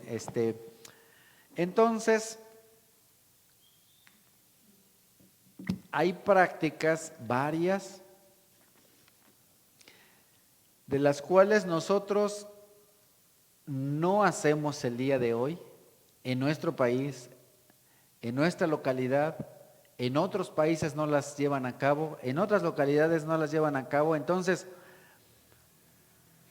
cuando nosotros vemos cuestiones culturales como estas en la Biblia, debemos de saber que son solamente culturales. Eso no quiere decir que son prácticas que tengamos que hacer. Eso no quiere decir que son prácticas que tengamos que llevar a cabo. Y decimos, porque nunca falta la persona que dice, es que en tiempos bíblicos, no sé si alguna vez has escuchado una frase como esa, se hacía esto. Y entonces nosotros tenemos que hacer esto. No sé, se me ocurre las bailarinas, ¿verdad? En algunos hermanos, en algunas iglesias tienen a hermanas ahí que bailan y sacan sus velos y todo el rollo. Y digo, bueno, pues si acaso aquí bailáramos, pues habría que bailar con traje de charro, porque pues yo israelita no soy, ¿no? Pues que se traigan los de China poblana, ¿no? Y que se echen aquí su zapateado, porque no es broma, hermanos, es que ellos así bailan al Señor. Y yo digo, ¿por qué no bailamos aquí así? Si finalmente esa es su cultura, pero no es la nuestra. Y algunos a veces quieren traer la cultura de allá cuando verdaderamente no necesariamente y no obligatoriamente se tienen que hacer todas esas cosas, porque son cuestiones meramente culturales. Podríamos igual hablar de la falda. Oiga, que tiene que ser falda. Bueno, pues en nuestra cultura en México no se ve algo incorrecto que una mujer traiga un pantalón, entonces no la vamos a obligar a que traigan falda. Y ustedes saben que en algunos grupos o en algunas sectas, y eso me parece a mí muy contradictorio, porque tú ves a las mujeres que van el domingo con su faldota bien larga y luego la ves el lunes con una chiquimini falda, ¿no? Ahí en el metro. Y tú dices, ¿y qué pasó con la faldota? Bueno, pues es que hoy no es domingo. Bueno, ¿y eso qué? ¿Y eso qué? O sea, a mí me parece algo, para mí, muy de doble moral. O sea, si traes la falda larga entre semana, pues también tráela entre semana. Ahora no te estoy diciendo, pues como traes la chiquifalda todos los días hasta acá, pues entonces tráetela a la iglesia. No, hay que ser cuidadosos, ¿no? O sea, no. Igual sucede, por ejemplo, con la vestimenta de las hermanas en climas calurosos, como en Veracruz o en Acapulco. Dices, oiga, hermana, es que usted es cristiana y tiene que traer todos los días su blusa de cuello de tortuga y hasta acá las mangas, porque ella es cristiana. Dices, pues es que se vuelve complicado porque estás en un lugar en el que es muy caluroso y necesitas ropa más delgadita, más fresquecita, y no es que estés de loquita, simplemente que culturalmente y por la zona en la que estás y por la cuestión geográfica, climática y etcétera, pues ocupas otra ropa y ya. O sea, es simplemente entender la cultura en la cual estamos y tampoco irnos al extremo. ¿Por qué? Porque dices, bueno, pues es que aquí la cultura, pues como la cultura es que todas las mujeres, porque aquí así es. No se confundan, hermanos, no podemos decir, pues es que aquí en la cultura y en la colonia en la que vivimos todas andan y llegan de tanga y sin falda y sin nada. Entonces, como la cultura es de tanga, pues todos vamos a ir de tanga. Dices, bueno, pues no tampoco, ¿verdad? Sí me explico, hay que tener mucho cuidado con la cultura y sí, por supuesto, ir modificando cosas de acuerdo a lo que el Señor nos deje entender, saber, según la Escritura, y también no condenar cosas que la Biblia no condena, y también entender que hay muchas cosas que nos dice la Biblia que son meramente situaciones culturales. Ahora, eso no quiere decir que sean permitidas o aceptadas, y muchísimo menos que sean aceptadas el día de hoy, sino que simplemente son propias de la cultura de aquel tiempo, nada más. No es un permiso para, como lo que comentaba Laurita, ¿no? Entonces, como tuvo tantas esposas, pues yo también, porque está en la Biblia. Y como aquella le rentó el vientre, pues yo también. Y como esta le rentó el esposo por unas mandrágoras, pues bueno, aquí como no hay mandrágoras, por unas fresas, por 1 kilo de fresas, le rentó al esposo. No. Por unos limones ahorita que están tan caros, ¿verdad? Bueno, entonces, para resumir lo que hemos visto, el día de hoy entonces hablamos de la cultura, la semana anterior de la historia y el día de hoy de la cultura. Para resumir lo que hemos visto hasta el día de hoy, y yo creo que ya no voy a avanzar al siguiente tema, o a lo mejor y la avanzo no, mejor no, ¿verdad? Ok. Para resumir lo que hemos visto hasta el día de hoy, cuando nosotros hablamos de cultura, en cuestión de interpretación, hay 3 áreas importantes en las que tenemos que poner mucha atención. Primeramente, cuando para conocer la cultura, primeramente debemos conocer la cultura en la que fueron escritos los libros de la Biblia. De esa manera vamos a estar mejor preparados para entender lo que dicen los mismos libros. Es por eso que el estudio de la historia y la cultura van de la mano con la interpretación bíblica. En segundo lugar, nosotros tenemos que reconocer que el problema no es lo que no conocemos de las culturas antiguas. Ese no es un problema, sino que también en nuestra cultura propia y en nuestro tiempo nos pueden desviar del sentido original con el que fue dicho algo en la Biblia, como lo que nosotros vimos respecto de la cruz. Algunas veces tal vez podemos desviar la idea, porque culturalmente nosotros tenemos costumbres, cultura diferente de la que en aquel tiempo. Entonces, eso puede desviar lo que originalmente se dijo, porque al no ser nuestra cultura igual que la de ellas, pues nos desvía o no lo entendemos igual. Dimos el ejemplo de la cruz, ¿verdad? Nosotros no entendemos a veces el sentido de algunos pasajes. ¿Por qué? Porque para nosotros no significa la cruz lo mismo ahorita que en aquel tiempo. Nuestro sentido de la mamá sustituta ahorita, pues no es igual que el de aquel tiempo, entonces eso nos puede desviar. Por eso también tenemos que estar preparados para hacer una crítica, una autocrítica cultural. Cuando nosotros estamos interpretando la Biblia tenemos que ver, a ver, ¿cómo es mi cultura? ¿Cómo son mis costumbres? ¿Cómo eran las costumbres de aquel tiempo? Y finalmente, como la Biblia fue escrita en situaciones muy específicas, mucho de lo que dice tiene como contexto la situación en la cual sucedió. Entonces nosotros tenemos que tratar de diferenciar entre algo que es cultural y algo que es universal. Hay cosas en la Biblia que son culturales y hay cosas que son universales. ¿Sí me explico? Hay cosas que sucedían y fueron aceptadas. Es algo que les he dicho. Hay cosas que Dios definitivamente dice que no hace 2000 años y también dice que no hoy y dice que no hace 500 años. Hay cosas que Dios ha reprobado durante todo el tiempo, ¿sí? Independientemente de la cultura. Trascienden a la cultura. Entonces, nosotros tenemos que siempre estar bien atentos y diferenciar cuando estamos estudiando la Biblia. A ver, ¿esto fue algo cultural o es universal? Muy bien. Si no hay ninguna pregunta, duda o comentario extra, vamos a terminar, pero si hay algún comentario o duda o pregunta, a favor de hacerla. Sí, por acá, microfonista.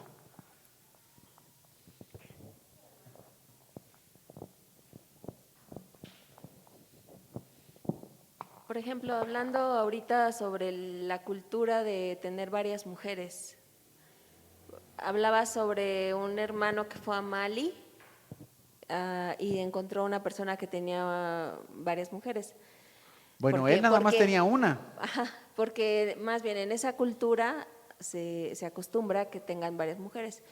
Y decías, ¿qué va a hacer esa persona ahorita? ¿No? Entonces yo me recordé de la parte de Nehemías, cuando el Señor quiere reconstruir el templo y llega y lee nuevamente el libro, ¿no? El libro de la ley. Y Nehemías se enoja y les dice, dejen a todas, ¿no? En este caso eran mujeres inconversas. Ujú. Y ellos obedecieron. Sí. Entonces yo pienso que también el trabajo como nuestro es exponer lo que la palabra de Dios dice y la persona va a tomar la decisión llegando a un... Una pregunta para todos. Si escucharon lo que dijo Laurita, le pusieron atención. A ver, ¿cuál es la diferencia? ¿Cuál es la diferencia entre estas personas a las que les estaba hablando Nehemías y los hermanos que el día de hoy están conociendo al Señor en Mali? Que alguien me diga. ¿Cuál es la diferencia? Sí, a ver, acá. Ahí va el micrófono, ahí va el micrófono. Es que con Nehemías estamos hablando del pueblo de Israel.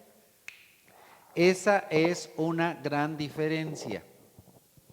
El pueblo de Israel conocía la ley y tenía la obligación de conocerla.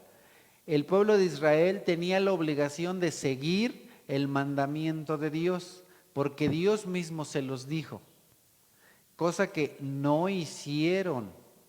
Entonces ellos estaban viviendo en desobediencia.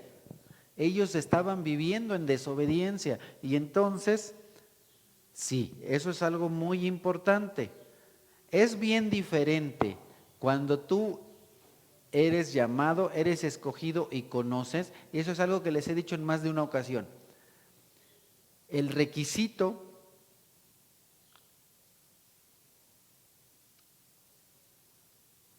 es bien diferente para el hermano Jiménez y Martina que lo que es para Hugo y Jessica. Es bien diferente lo que se le demanda a Arturo y a Leticia que lo que se le puede demandar a lo mejor a Ricardo y a Sandra. Por la posición que ocupan, por el llamado que tienen. ¿Sí me explico? Por el conocimiento que tienen de la Escritura. Se va reuniendo con nosotros, no me acuerdo ni cómo se llama este muchachito, el que viene con Karina. Omar. No le voy a exigir lo mismo a Omar que a Eduardo. No. La exigencia es distinta. La exigencia de Dios es distinta dependiendo del conocimiento que tú tengas de Dios, dependiendo de la cultura que tú tengas, depende incluso de tu nacionalidad. El Señor va a ser muy diferente, independientemente de la misericordia, con los israelitas que con nosotros. Porque ellos tienen un lugar ya escogido, tienen un lugar especial y el juicio para ellos, independiente de la misericordia de Dios, es distinto que nosotros que somos gentiles. Bueno, a lo que yo me refería era porque ese libro de Nehemías habla que había pasado muchas generaciones y que ellos no conocían la Escritura. Vivían en una laguna, entonces cuando encuentran los libros, los rollos, entonces Nehemías los lee y ellos se dan cuenta, obedecen y dejan a las mujeres. Así es.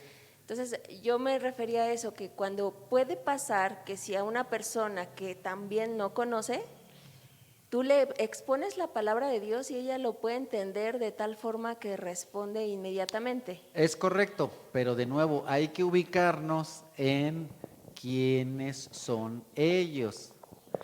Porque si no, entonces caemos en lo que caen las sectas. Cuidado, nosotros no somos israelitas. Hay cosas que son universales y hay cosas que son específicas. Hay mandamientos que son específicos para el pueblo de Israel y hay cosas que son para la iglesia. Y bueno, si estamos en este tema, vamos bien rápidamente, y eso lo dice 2 veces el libro de los Hechos, 2 veces. ¿Qué es lo que dice la Escritura? La Escritura nos dice que se reunieron los líderes, los apóstoles se reunieron, hicieron el primer concilio y entonces dijeron, ¿qué vamos a hacer con los hermanos gentiles? ¿Qué vamos a hacer con los que comen carnitas y con los que les vamos a decir que ya no comen carnitas y que nada más coman barbacoa? ¿Y qué es lo que dicen? No vamos a poner sobre ellos ninguna otra carga. Sí, se recuerdan de ese pasaje, si no ahorita lo busco y se los comparto. Entonces, hay cosas que son específicas para el pueblo de Israel, porque son judíos, porque son el pueblo de Dios, porque son llamados. Nosotros no somos judíos, es más, ni siquiera estamos obligados a llevar el sábado. El que viene al cristianismo tampoco. ¿Quién está obligado a cumplir el sábado? El judío. Entre tanto no acepte a Cristo, está obligado a cumplir el sábado. Cuando lo acepta, cambia, porque ya pasa de ser judío a ser cristiano. Pero entre tanto no, él está obligado, y si no lo cumple, porque esa es su exigencia, pero no es la nuestra. Sí, sí, hermana. El Sí. hermano también tiene un comentario, sí. Sí, gracias. Bueno, de hecho, a eso iba mi comentario.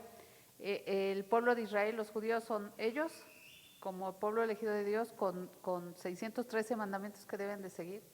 Y toda la demás humanidad, incluyéndonos nosotros, pues somos los gentiles, ¿no?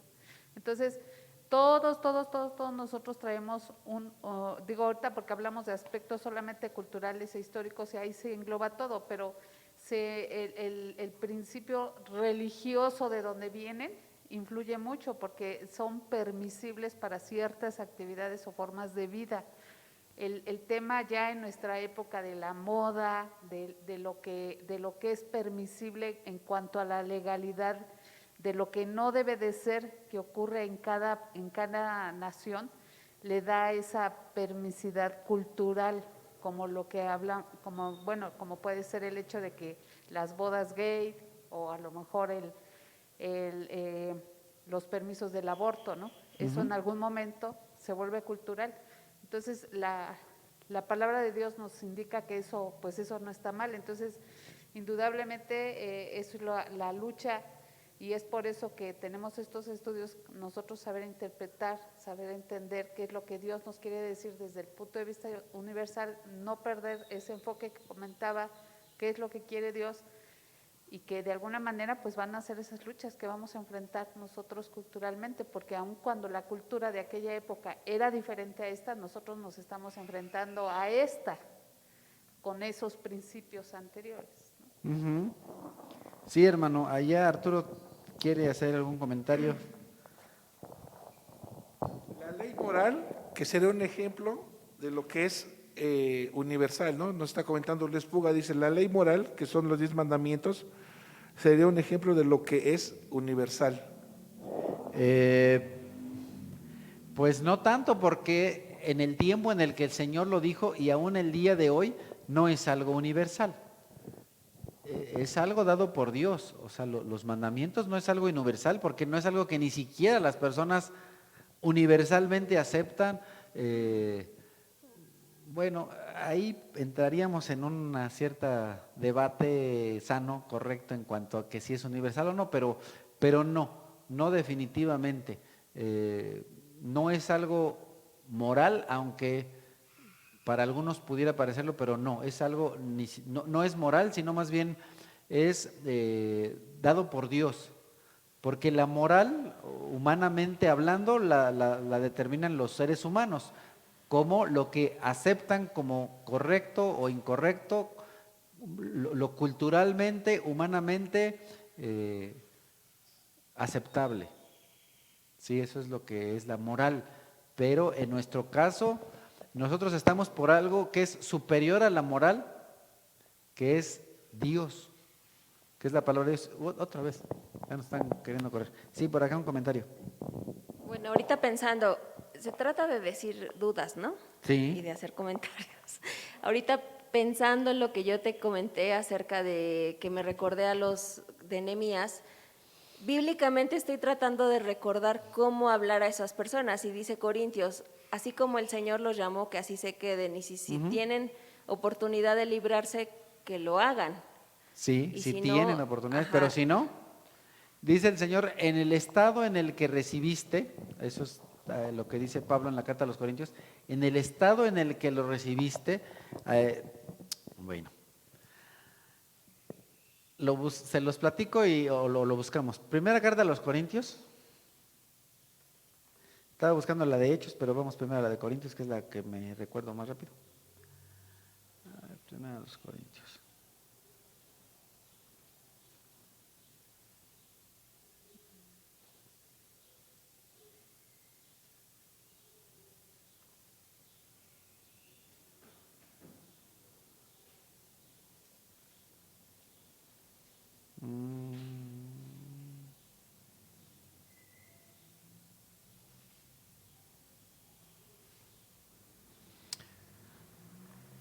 Primera a los Corintios 7, empezando en el versículo 17. Dice, en cualquier caso, bueno, ¿ya lo tienen? Primera a los Corintios 7, empezando en el 17.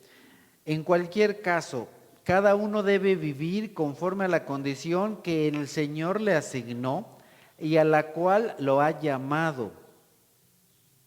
Esta es la norma que establezco en todas las iglesias. ¿Fue llamado alguno estando ya circuncidado? Que no disimule su condición. ¿Fue llamado alguno sin estar circuncidado? Que no se circuncide. Para nada cuenta estar o no estar circuncidado, lo que importa es cumplir los mandatos de Dios. Que cada uno permanezca en la condición en la que estaba cuando Dios lo llamó. ¿Eras esclavo cuando fuiste llamado? No te preocupes, aunque si tienes la oportunidad de conseguir tu libertad, aprovéchala.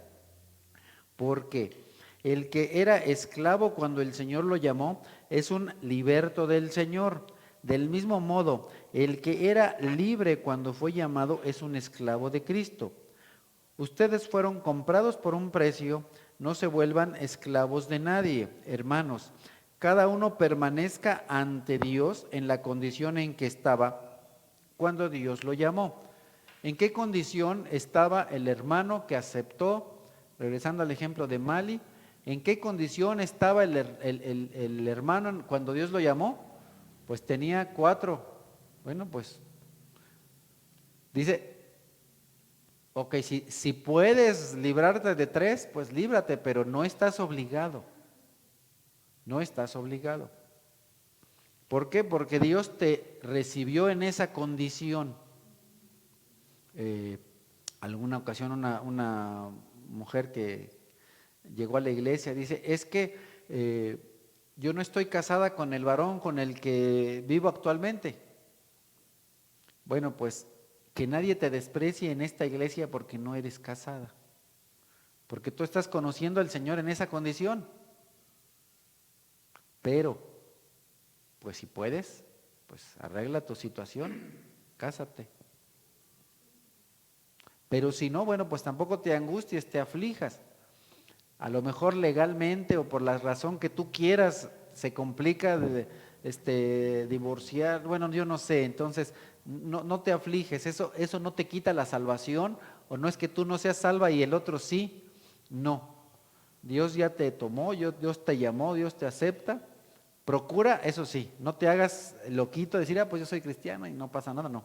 Procura, que es lo que dice aquí la carta, procura arreglar tu situación. Si está en tus manos arreglarla, arréglala. Hay cosas que no están en tus manos, bueno, pues no se puede, ¿no? No se puede. No, se sale. Sí, hermano, adelante. Yo creo que hay que entender de que culturalmente, ahorita muchos de nosotros venimos de una cultura. Y no podemos muchos decir que, bueno, podemos decir muchos que venimos del catolicismo, en donde por tradiciones se nos enseñó idolatría, y muchísima idolatría, y que para muchos les ha costado trabajo dejar sus santos o sus ídolos, y no nada más santos ídolos, sino lo que tú hacías en el mundo, ya sea beber, fumar, tener mujeres, etcétera, etcétera. Pero conforme vas conociendo la palabra de Dios, tratas de cambiar. Yo sé que es muy difícil cambiar al 100% porque para hacer eso hay que sacrificar muchas cosas. Y debo de entender que culturalmente todo es pasajero, así como también lo político, lo económico, todo es pasajero. Pero debemos entender que la palabra de Dios es permanente. Y esa no cambia. Puede cambiar tu cultura, pero no la palabra de Dios. Exacto. Entonces, ahí, antes de pasar el micrófono de la hermana, tenemos que entender qué cosas van permaneciendo independientemente de la cultura. Nosotros vamos viendo que hay cosas que en la Biblia aparecen más de una ocasión y que son muy reiterativas, independiente de la cultura. Son cosas universales. Sí, la hermana nos quiere compartir algo. Sí, gracias. Tiene que ver también con este comentario de esta persona de Mali, ¿no? Estamos hablando e insistimos mucho en la figura del varón, pero culturalmente hablando no sabemos si algunas o varias de estas esposas fueron entregadas como esposas por un compromiso de familia o porque el padre de alguna de ellas quería mejorar y que forma también parte de esta cultura, ¿no? Que puede existir que no hay voluntad propia de cada una de estas mujeres de haber contraído ese matrimonio y que seguramente el hermano podría enfrentar también el hecho de que ellas, porque también tendría obligación de que ellas fueran salvas, de que ellas conocieran la palabra de Dios y quizás en este supuesto pensar que en adelante, como bien dice Corintios, ellas mismas pudieran tomar la decisión de decir, bueno, me voy, ¿no? Probablemente pueda ser un matrimonio a futuro con alguien que ellas decidan, no lo sabemos, o probablemente decidan igual quedarse solas y salir adelante con su propio esfuerzo, etcétera. No lo sabemos porque igual también sabes cuándo es la condición. Sin embargo, es un escenario que también deberíamos de considerar el hecho de que culturalmente hablando, ellas en una decisión que no fue de ellas, propia de ellas, tuvieron que contraer ese matrimonio y ya la misma palabra les va a dar esa libertad de poder desencadenar esta situación, de llegar a un acuerdo con esta persona que se está convirtiendo y que él también tome la decisión de poderlas dejar ir, ¿no? De Claro. poderlas dejar en esa oportunidad de ser salvas y hacer otra nueva vida. Para nosotros tal vez puede resultar relativamente sencillo decir, pues que haga esto, que haga aquello. No estamos en su condición, no estamos en su cultura, no sabemos todo lo que se vive o se sufre ahí, entonces hay que tener mucho cuidado, porque esto mismo que estamos comentando, fíjense muy bien, qué fácil y qué bueno que ahorita estamos tomando este ejemplo el ejemplo que pone el hermano en el libro, ¿por qué? Porque exactamente eso es lo que nos llega a pasar con cuestiones de la Biblia. Como nosotros no vivimos en esa cultura y no entendemos la cultura, empezamos a decir, ay no, pues que haga esto y que haga tal cosa. Hace 2000 años eso no era posible, no era ni siquiera pensable. Habían situaciones que no. ¿Sí me voy explicando? Sí, allá un comentario, no sé si del más allá o de más Sí, acá. dice la hermana Hilda, yo entiendo que al leer la Biblia debemos entender que lo que leemos es en un tiempo con diferentes culturas y costumbres. Es correcto. Muy bien, hermana Hilda, Palomita. Qué bueno que está ahí atenta y pendiente. Saludos a Hilda, a Jessy, a Carito. Y pues vamos a terminar entonces con una... ¿Hay algún otro comentario? No, ¿estamos claros? Acá sí, aquí otro comentario, el último de la tarde. Acá, hermano. O a lo mejor el penúltimo, porque están muy animadas. Y animados. Sí, hermano. Bueno, yo digo que cada día va a haber más culturas diferentes a paso de tiempo. Esto cada día se está corrompiendo más. Va a haber culturas peligrosas, diferentes. Pero lo importante de todo esto que nosotros vamos a seguir, ¿qué es lo importante? ¿Qué es lo eterno? ¿Qué es lo verdadero? Entonces, pues, nos centramos en nuestro Señor Jesucristo, quien nos creó, y obedecer lo que Él nos manda. Ok, excelente. Muchas gracias, hermana. Pero todo esto que hemos estudiado nos sirve ¿para qué? Para interpretar correctamente la Biblia.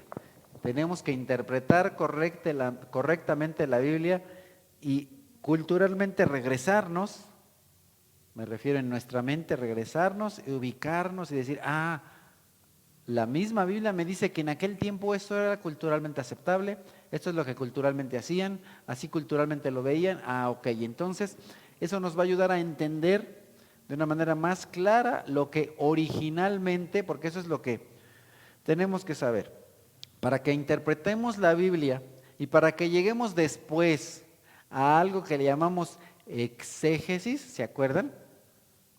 ¿Se acuerdan qué quiere decir exégesis? Primero tenemos que tener hermenéutica, dicho de nuevo y dicho de otras palabras, para que puedas tú correctamente realizar tu pastel, apréndete primero bien la receta y ejecútala correctamente. El exégesis es cuando haces el pastel, la interpretación es cuando te aprendes la receta. Entonces, ¿por qué hay aplicaciones incorrectas de la Biblia? Porque la interpretación es incorrecta. ¿Por qué hay teologías incorrectas de la Biblia? Porque la interpretación es incorrecta. Por lo tanto, para que podamos tener una teología correcta de la Biblia y una aplicación correcta de la Biblia, y a la aplicación correcta le dimos una palabra, ¿se acuerdan? Tener las prácticas correctas, le decimos que es una ¿qué? A ver, Dana. Ortopraxis. Para que podamos tener la práctica correcta, la ortopraxis, necesitamos tener ¿la qué? La ortodoxia. Es decir, si tienes el entendimiento correcto, el conocimiento correcto de la Biblia, entonces vas a tener las prácticas correctas de la Biblia. Nos interesa no solamente tener el conocimiento correcto, sino las prácticas correctas. Para tener las prácticas correctas necesitamos tener una interpretación correcta. De nuevo, en muchas iglesias tienen muchas malas prácticas. ¿De dónde vienen todas sus malas prácticas? O las de ellas o las nuestras. En esta iglesia podemos tal vez tener, o hemos tenido a lo largo de la historia, de la breve historia de nuestra iglesia, tal vez hemos tenido malas prácticas. ¿Por qué hemos tenido malas prácticas? Por una mala interpretación de la Escritura. Muy bien. Muchas gracias.